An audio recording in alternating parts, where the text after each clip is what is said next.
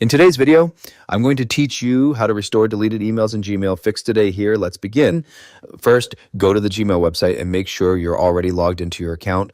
Once you're inside your inbox, focus on the left sidebar menu, scroll down the left-hand sidebar, and click More to expand the full list of folders. Then click on the Trash or Bin folder.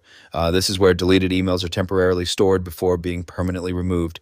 Inside the Trash folder, locate the specific email you want to recover. Click the checkbox next to that email to select it.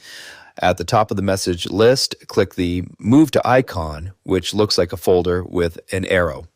From the drop-down menu, select Inbox to restore the email back to your main inbox. You can restore emails one by one if needed.